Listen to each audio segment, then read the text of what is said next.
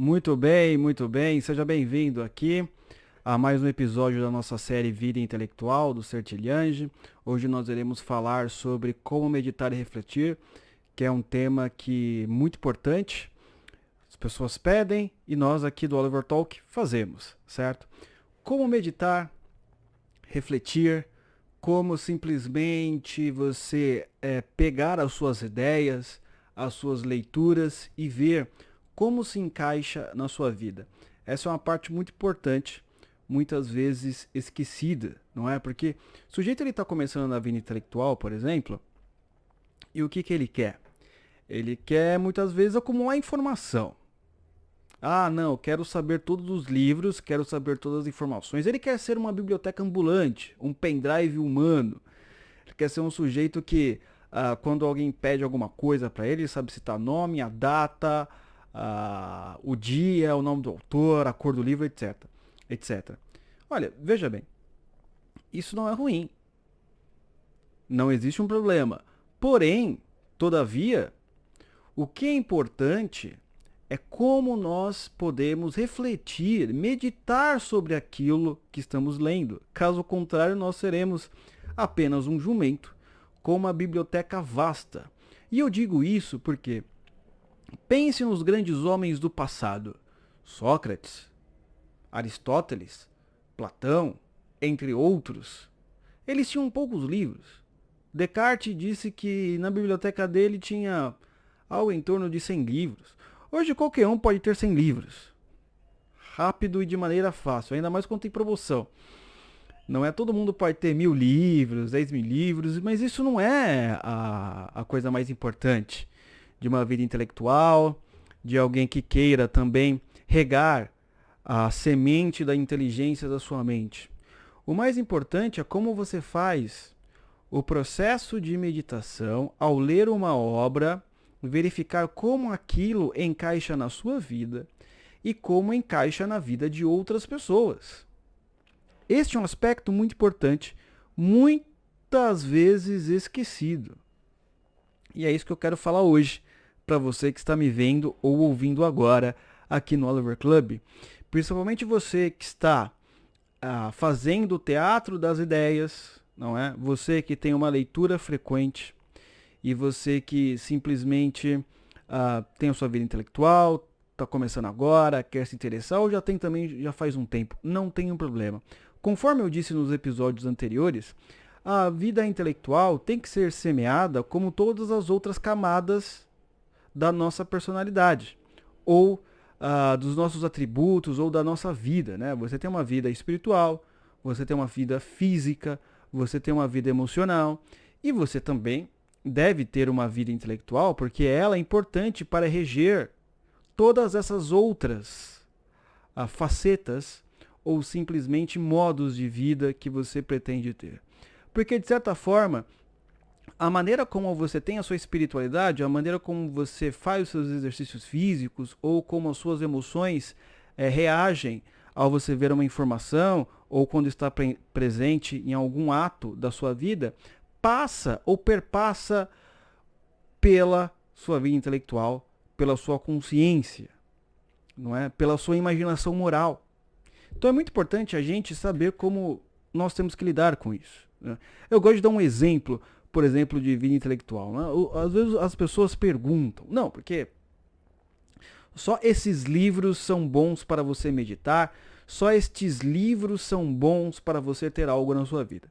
De fato, conforme nós apontamos no último episódio da nossa série Guia de Sobrevivência para a Leitura, a maioria dos livros é lixo. Isso de fato está mais que comprovado. Poucos são os livros que acrescentam algo na sua vida ou que pelo menos te trazem mais uma pitada de sabedoria. Isso eu acho que é ponto comum.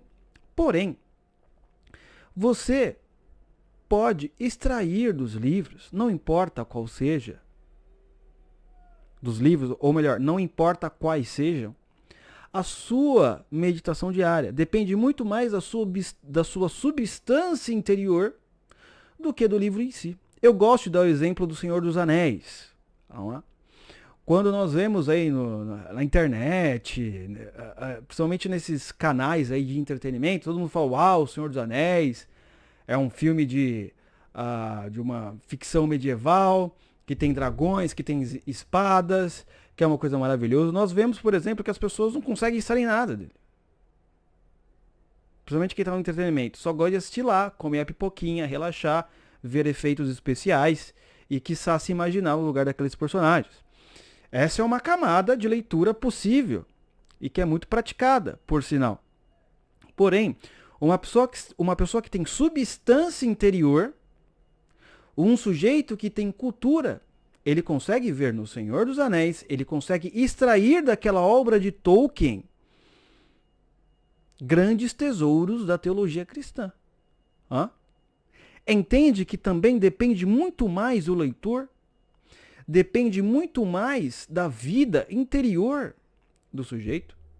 Isso você vê direto, por exemplo, quando você vai para a igreja. Eu gosto de dar esse exemplo. Você pode ler a Bíblia, não é? E simplesmente não tirar nada.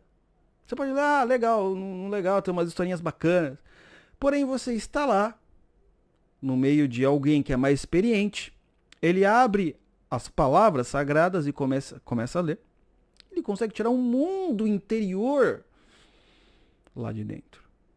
Não adianta você ser apenas um biblista, né? Biblista. Dá difícil, pessoal. Bíblia. Um biblista, né? Biblista. Pronto, acertei.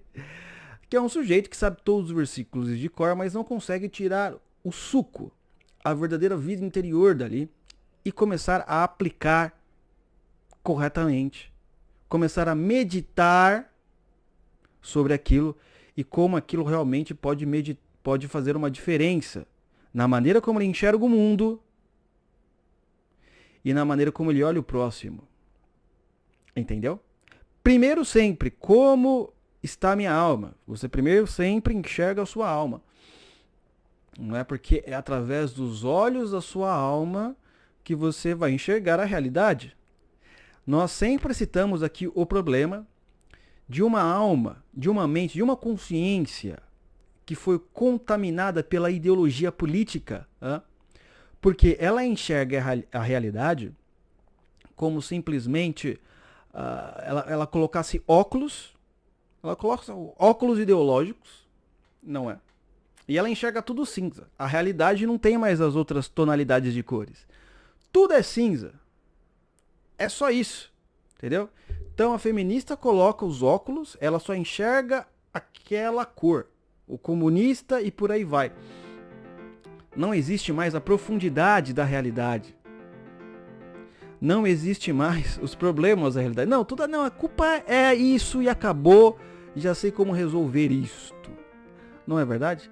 É muito assim que funciona. Então, a meditação e reflexão, ela primeiramente, ela tem que ser feita a partir das suas leituras, correto? Não somente a partir das suas leituras, mas também daquilo que você ouve de outras pessoas. Às vezes você tem um amigo, um colega, um professor que fala coisas sábias que valem a pena ser meditadas, certo? E a meditação é esse processo em que você tira aquela ideia da abstração, daquele mundo, não é, de ideias, de abstrações, e você arranca de lá e traz para a realidade. Como isto se aplica naturalmente na minha vida. E isso é possível você fazer com qualquer livro, não é? Até os piores livros você pode extrair alguma coisa. Tá certo? Então eu quero conversar com vocês algumas coisas aqui que eu já estou conversando, por sinal, né? Hoje está difícil, viu, gente? Desculpa. Então, como eu já disse para você, tal tarefa requer que você tenha uma substância interior. A partir disso, você pode meditar sobre muitas coisas, né? A substância adquire-se com a maturidade de duas maneiras. Vamos falar sobre isso. Passando por experiências, adquirindo conhecimento ou prestando atenção nas histórias de seus semelhantes, certo? É muito comum na juventude nós não conseguirmos fazer um processo meditativo eficiente. Porque nós não temos maturidade. Maturidade significa que você conhece, de certa forma, as dores da vida, as dores